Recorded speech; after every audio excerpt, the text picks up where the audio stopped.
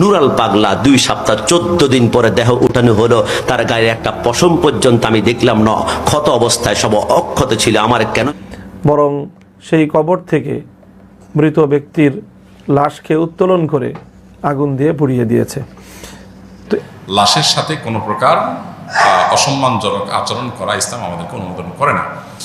এই কাজগুলো যারা করেছে এরা কোনো দিনদার ধার্মিক মানুষ বলে আমি বিশ্বাস করি না। আর রাজবাড়ী যদি ইমাম মাহাদি থাকে, ঢাকার শহরের অবস্থা তো খারাপ কেন? নুরা পাগলাকে যে কবর থেকে তুলে জ্বালাই দিল,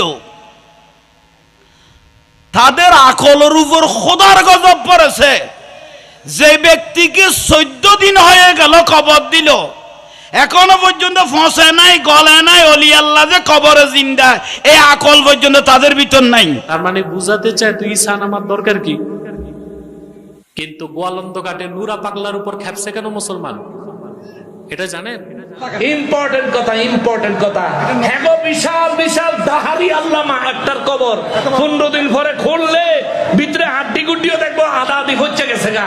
আর 15 দিন পরে ওই লোক পাগল মানুষ কাফনের কাপড়টাতে মাটি পর্যন্ত, ময়লা পর্যন্ত ধরে নাই। সুবহানাল্লাহ। নুরা পাগলার পিছনে কতগুলো দাঁড়াইছে দেখে। এই নুরা পাগলার মতো একটা ছাগল, এটা খ্রিস্টান, এর পোলাটা এখনো খ্রিস্টানিটির দাও। কোন মরা মানুষের লাশ কবর থেকে তুলে আগুনে পুড়িয়ে ফেলা, এটা ইসলামের শিক্ষা না। আসসালামু আলাইকুম ওয়া রাহমাতুল্লাহি ওয়া বারাকাতুহু। যারা আমার এই ভিডিওটি দেখছেন দেশে ও প্রবাসে, সবাইকে আন্তরিক মোবারকবাদ। ইতিমধ্যে আপনারা জেনেছেন যে নুরাল পাগলের লাশ পোড়ানো নিয়ে সুন্নি আলেমদের মধ্যে এবং কি কওমি এবং কি জামাতি আলেমদের মধ্যে অনেক বিতর্ক চলছে। তবে আজকে এই বিষয় নিয়ে কিছু বিস্তারিত বড় বড় আলেমদের বিষয় তুলে ধরবো, তারা নুরা পাগলা সম্পর্কে কি বলেছেন। দর্শক শ্রোতা, প্রথমে যারা তৌহিদি জনতার পক্ষে কথা বলেছেন বা নুরা পাগলার বিপক্ষে কথা বলেছেন, তাদের ভিডিওটি দেখে আসি। আপনারা শুনছেন বাংলাদেশের কোন এক জেলায় কবর থেকে একজনকে উঠাইয়া পুড়িয়ে ফেলছে, শুনেন নাই? সে নাকি ইমাম মাহদি দাবি করত। ইমাম মাহদি তো এত তাড়াতাড়ি মরার কথা না, সে মরলো কেন? ইমাম মাহদি আসবেন, গোটা দুনিয়াতে ইসলাম কায়েম হবে।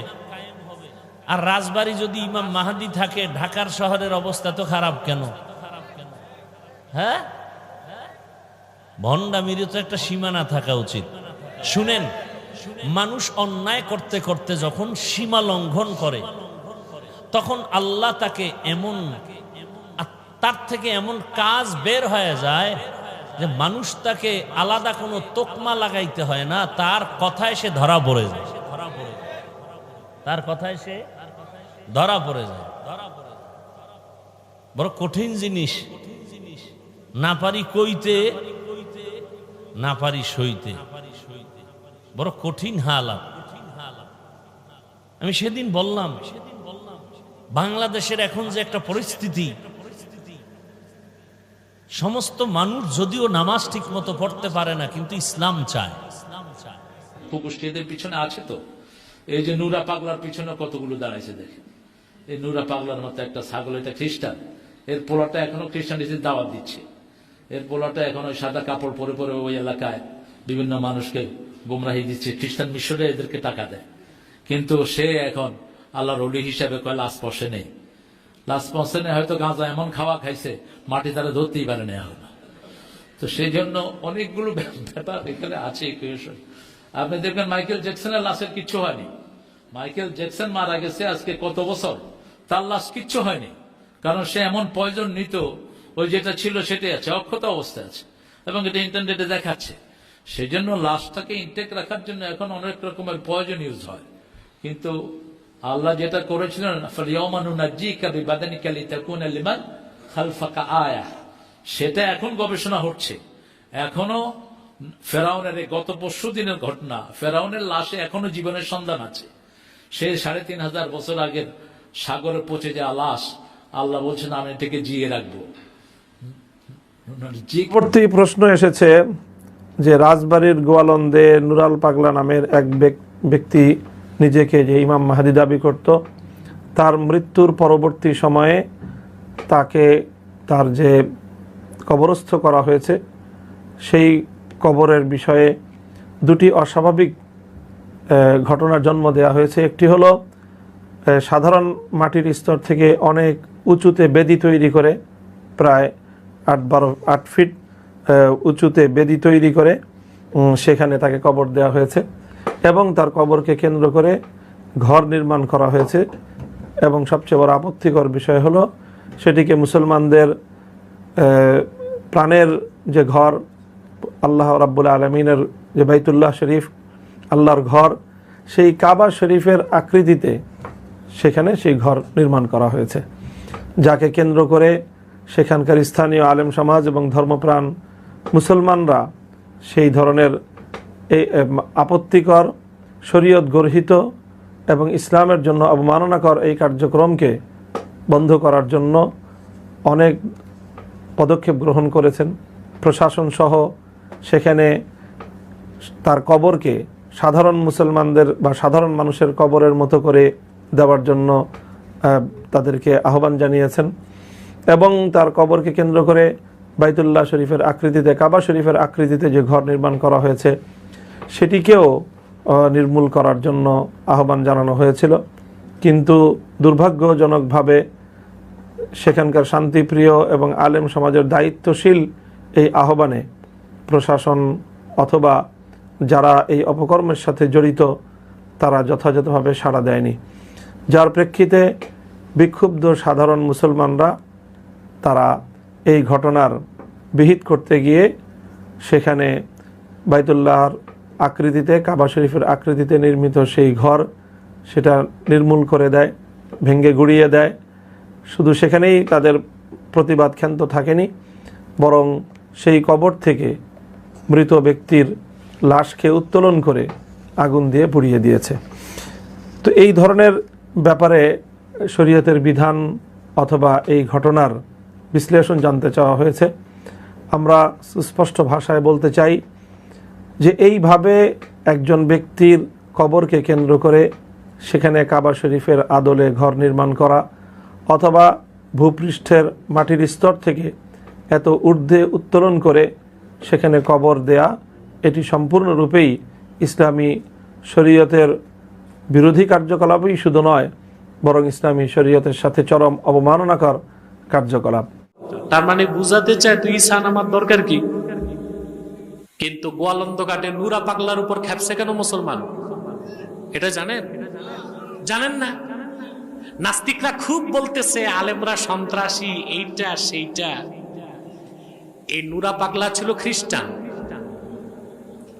সে খাজা খবিরউদ্দিন চিশতি নাম রেখে 11 বছর তার মুরিদদেরকে খ্রিস্ট। কত বছর? 11 বছর। তো মানুষের একটা ক্ষোভ ছিল না? সে যদি কিন্তু মুসলিম পরিচয় দিয়ে সুফিবাদের নামে পীর সেজে ধর্ম প্রচার করেছে, এটা মুসলমান সহ্য করতে পারে না। আলেম ওলামার উপর এখন খুব নির্যাতন হচ্ছে, ওই এলাকায় কেস মামলা হচ্ছে। আমি প্রশাসনকে বলবো আর বাড়বেন না, বহুত করছেন,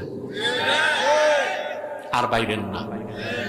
তখন কিন্তু ওই গোয়ালন্দ ঘাট এলাকার আলেম ওলামা তারা নিরীহ না, এতিম না, তাদের সাথে আব্বাসী আছে, আব্বাসীর মতো হাজার আলেম বাংলাদেশে আছে।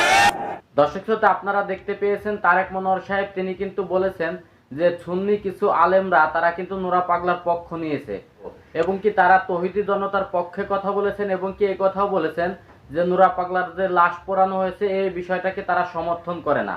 তবে এই বিষয় নিয়ে আহলে সুন্নাত ওয়াল জামাতের বড় বড় উলামা কেরাম তারা কি বলেছেন, চলুন সেই ভিডিওটি দেখে আসি। নুরা পাগলাকে যে কবর থেকে তুলে জ্বালাই দিল, তাদের আকলের উপর খোদার গজব পড়েছে। যে ব্যক্তিকে 14 দিন হয়ে গেল কবর দিল, এখনো পর্যন্ত ফসে নাই, গলে নাই, অলি আল্লাহ যে কবরে জিন্দা, এই আকল পর্যন্ত তাদের ভিতর নাই। ঠিক না?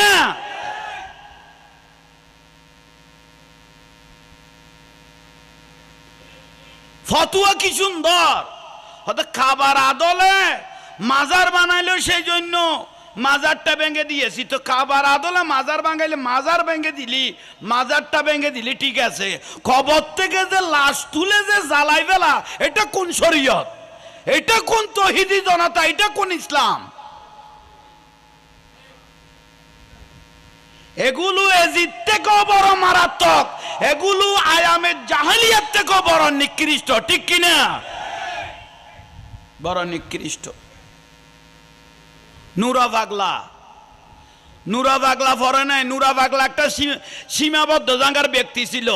তোমরা যে জ্বালাই দিলে গোটা বিশ্বের জমিনে নুরা পাগলাকে চিনে ফেলেছে, ঠিক না? কারণ কবরে যখন চলে যায় এটা দুনিয়ার কোনো ফাইসালা থাকে না, এটা ফাইসালা আল্লাহর ফাইসালা। তো আল্লাহর ফাইসালা যখন বন্দায় নিয়ে নেয়, নুরা পাগলার ফসাদটা অটোমেটিক আল্লাহ সুবহানাহু ওয়া তাআলা গোটা পৃথিবীর মধ্যে পৌঁছায় দিয়েছেন। কি নুরা পাগলা মরে গেছে? বলেন না, নুরা পাগলা মরে গেছে? ডাক্তারের হিসাব দেখো, একটা মানুষ যদি মারা যায় 3 দিন থেকে 4 দিন হইলে তার সমস্ত শরীর বডি লড়ে যায়, ফ্যাট ফুসে যায়, পোকা চলে আসে, ঠিক না? তো নুরা পাগলা মরল 14 দিন হইছে। হ্যাঁ, নুরা পাগলা মরল 14 দিন হইল। তো উনি তো গলে যায় না, মরে যায় নাই, এত ফিটে ফিটতেছ তবুও শক্ত, ঠিক না? দেখবেন কিছুদিন পরে নুরা পাগলা আবার মাজারের মধ্যে ঠিকই আছে। বলেন ওলি আল্লাহ, নুরা পাগলা মাজার আবার অদে ঠিকই আছে। নুরাল পাগলা কেমন ছিলেন আল্লাহ রসুল ভালো জানবেন। তবে আমি ভাবছি যে একজন মানুষ মৃত্যুবরণ করার 24 ঘন্টা পরে তার পেটের ভিতরে একটা পোকা তৈরি হয়, পায়খানার রাস্তা দিয়ে কবরে বের হয়। বের হওয়ার পরে আশেপাশ থেকে যত পোকা মাকড় বিছিয়ে আছে সবাইকে ডাক দেয়, ইনভাইট করে, সবাইকে আমন্ত্রণ জানায়, আয় নতুন একটা লাস্ট কবরের ভিতরে ঢুকেছে, তোরা কে কে খাবি? সবাই আসা শুরু করে।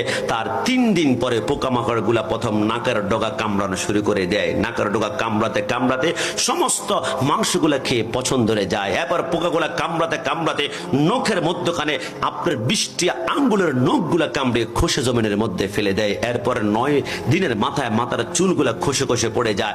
এবার 12 দিনের মাথায় শরীরের পশমগুলা লোমগুলা পোকামাকড় কামড়িয়ে কামড়িয়ে মাটির সাথে মিশে ফেলে। কিন্তু নুরাল পাগলা 2 সপ্তাহ 14 দিন পরে দেহ উঠানো হলো, তার গায়ে একটা পশম পর্যন্ত আমি দেখলাম না, ক্ষত অবস্থায়, সব অক্ষত ছিল। আমার কেন জানি মনে হয় কোন একটি আমল, কোন একটি ভালো কাজ রব কবুল করেছে। মোহাম্মদ কি গোলামোं का कफन मैला नहीं होता। আল্লাহর কসম, যারা আল্লাহর প্রিয় বান্দা মৃত্যুর 100 বছর পর কাপনে তাদের মাটিতে পোকামাকড় ধরবে না একটি কারণে, নবীকে যারা নূর মানবে মৃত্যুর পর না কিয়ামত পর্যন্ত এদের শরীর মাটি কখনো স্পর্শ করতে পারে। নুরাল পাগলাকে তারা কবর থেকে উঠিয়ে অক্টেন ঢেলে তারা দুনিয়ার জমিনে আনন্দ লীলায় মত্ত হয়েছিল তাওহীদি জনতা। তবে আমি দায়িত্ব নিয়ে বলছি, দুনিয়ার কোনো অন্যায় করলে বিচার হবে দুনিয়ার আদালতে, আর মৃত মানুষের বিচার হবে আল্লাহর আদালতে। তুমি কোন আদালত খুলে বসছো? তুমি একটা লাশকে জ্যান্ত, একটা লাশকে কবর থেকে তুমি টান দিয়ে উঠে অক্টান দিয়ে তুমি আগুনে জ্বালিয়ে দিচ্ছ। আল্লাহ বলেছে মিনহা খলাকনাকুম ওয়া ফিহা নুঈদুকুম ওয়া মিনহা নুখরিজুকুম তারাতান উখরা। আমি আল্লাহ যে মাটি দিয়ে বানিয়েছি ওই মাটিতে দাপন, ওই মাটি থেকে আমি আল্লাহ বের করব। আল্লাহ বলে মাটি থেকে বের করব আমি, কিন্তু মাটি থেকে বের করে তাওহীদি জনতা আল্লাহর কোরআনের উপরে কত আঘাত। এরা নাম দিয়েছে তাওহীদি, কিন্তু এরা তাওহীদ বিরোধী, আল্লাহ বিরোধী। এরা মুসলমান নয়, এরা মুসলমান নামদারি মুনাফিক। কথা বলো ঠিক কিনা? আরে মানুষকে আগুনে পোড়ানোর একজনের অধিকার আছে, এটা হচ্ছে আল্লাহ। নারুল্লাহিল মুকাদাতুল্লাতি তাত্তালিউ আলাল আফিদা। আমার আল্লাহ বলে মানুষকে আগুনে পোড়ানোর একমাত্র অধিকার আমার অধিকার তুমি তাওহীদি জনতা হাতের মধ্যে নিয়েছো। সন্তান খবরদার, তাওহীদি জনতা বানাবেন না সন্তান। সম্প্রতি নুরাল পাগল নামে এক ব্যক্তির লাশ কবর থেকে তুলে পুড়িয়ে ফেলা হয়েছে। কাজটি কতটুকু ভালো বা মন্দ হয়েছে আপনি কি মনে করেন? এই কাজ মন্দ কাজ সেটা বোঝার জন্য তো কমন সেন্স যথেষ্ট, ইমানদারও হওয়া লাগে না। কমন সেন্স থাকলে বোঝা যায় একজন মানুষের লাশের সাথে কোনো প্রকার অসম্মানজনক আচরণ করা ইসলাম আমাদেরকে অনুমোদন করে না। এই কাজগুলো যারা করেছে এরা কোনো দিনদার ধার্মিক মানুষ বলে আমি বিশ্বাস করি না। আমাদের দেশকে অস্থিতিশীল করার জন্য অনেক সময় বিভিন্ন ইস্যুর পেছনে উদরপিণ্ডি বুদুর ঘাড়ে চাপানোর জন্য নানান চক্রান্ত ষড়যন্ত্র দেশি বিদেশি বিভিন্ন সংস্থা, বিভিন্ন এজেন্ডা বাস্তবায়নকারীরা থাকে। আপনি লক্ষ্য করবেন এই ঘটনার ঠিক পরপরই চট্টগ্রামে হাটহাজারী মাদ্রাসার ওখানে আপনার সুন্নি ওয়াহাবি নামে সেখানে আরেকটা গন্ডগোল সৃষ্টি হয়েছে। তো পরপর এই ঘটনাগুলো সৃষ্টি হওয়া দ্বারা বোঝা যাচ্ছে এটার পেছনে কোনো মাস্টার প্ল্যান হয়তো কাজ করেছে। সাধারণ মানুষের আবেগ, সাধারণ মানুষের অনুভূতি, এগুলোকে কেন্দ্র করে আপনার মানুষকে উত্তপ্ত করা, ক্ষিপ্ত করা, বা আপনার কোনো অশুভ শক্তি নেতৃত্ব দিয়ে গাইডলাইন করে প্ল্যান ওয়াইজ এগুলো ঘটাচ্ছে কিনা সেটা খতিয়ে দেখাটা যথাযথ কর্তৃপক্ষের দায়িত্ব।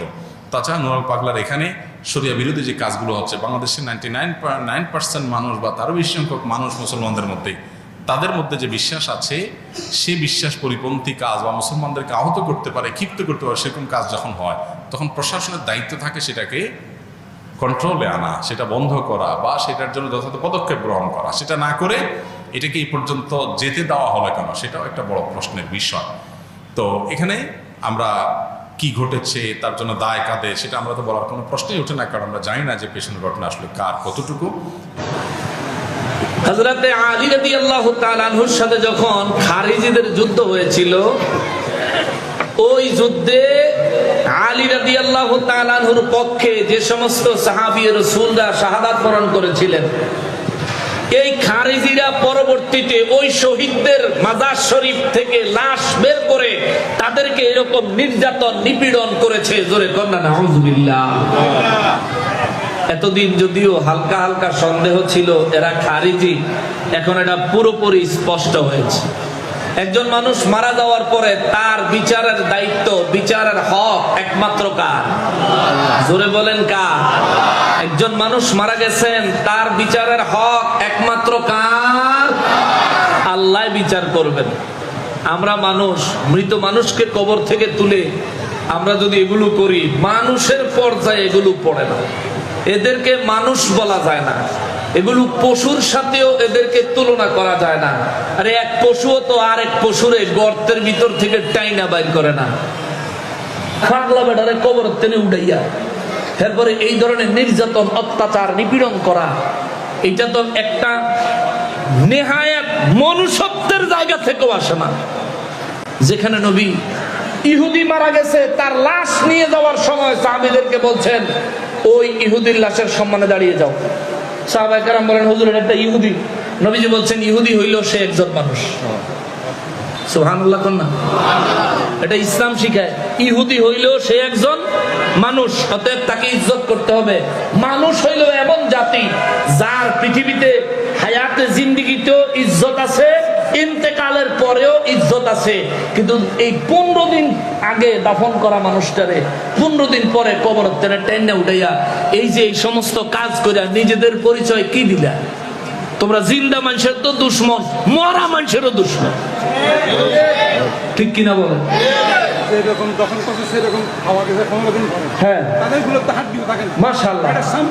ইম্পর্টেন্ট কথা, ইম্পর্টেন্ট কথা। হ্যাঁ, বিশাল বিশাল দাহারি আল্লামা একটার কবর 15 দিন পরে খুললে ভিতরে হাড্ডি গুড্ডিও দেখবো আধা আধি হচ্ছে গেছে গা। আর 15 দিন পরে ওই লোক পাগল মানুষ কাফনের কাপড়টাতে মাটি পর্যন্ত, ময়লা পর্যন্ত ধরে নাই। সুবহানাল্লাহ। এটা দেখা তাদের দিলে একটু ভয় আসলো না যে আহারে মানুষটা তো আল্লাহর মকবুল বান্দা হলেও হতে পারে। আরে কত মানুষের সারা জীবন জালিম, মওতের সময় আল্লাহ তারে মাফ করে দেন। সুবহানাল্লাহ কন্যা। এই জন্য তো নবীজি বলেন মানুষের প্রাণ তারে হলকুম পর্যন্ত, মানুষের রূহ তার হলকুম পর্যন্ত উঠে আসার আগ পর্যন্ত তার জন্য তওবার দরজা খোলা। সুবহানাল্লাহ।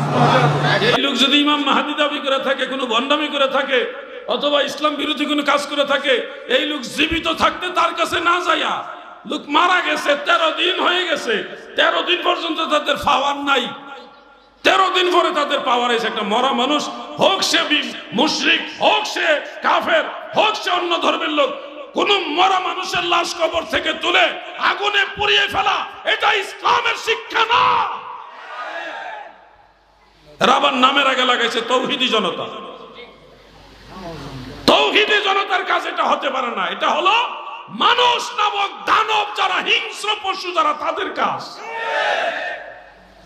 আরে একটা পশু, একটা শিয়াল, সেও তো একটা লাশ কবর থেকে আদর করে আস্তে আস্তে কামড়ায় কামড়ায় খায়।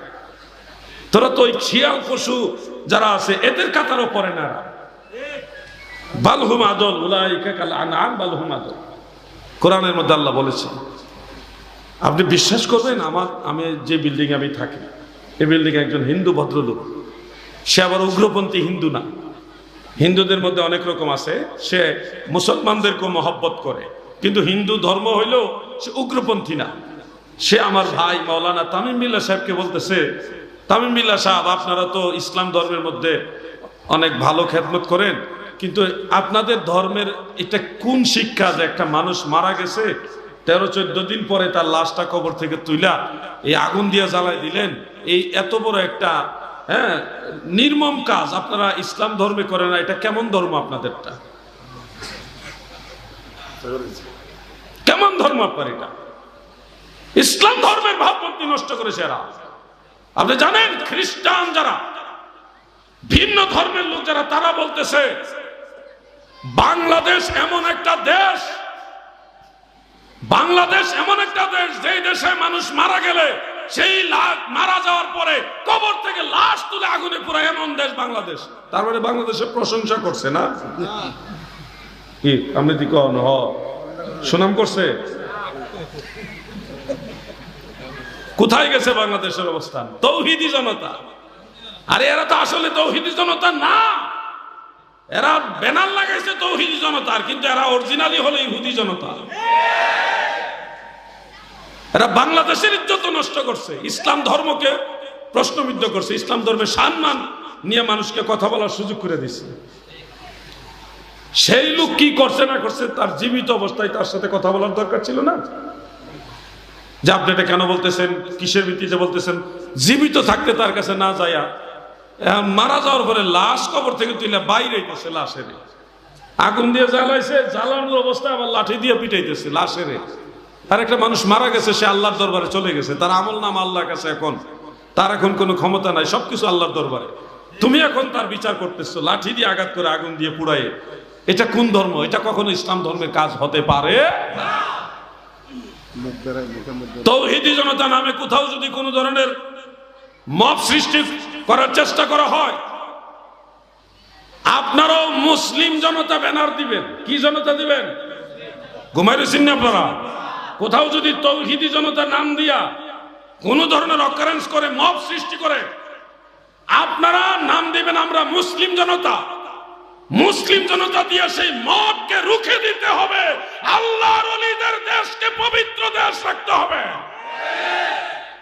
দর্শক শ্রোতা, আপনারা দেখতে পেয়েছেন আহলে সুন্নাত ওয়াল জামাতের উলামায়ে কেরাম, তারা কিন্তু খুব সুন্দর জবাব দিয়েছেন। তারা কখনো উগ্রবাদিতার পক্ষ না, এবং কি তারা এই ধর্মের নামে যারা এ ধরনের কাজ করে বেড়ায় তাদের পক্ষ না, এটা ইসলাম কখনো সমর্থন করে না, সেই বিষয়টি তুলে ধরেছেন।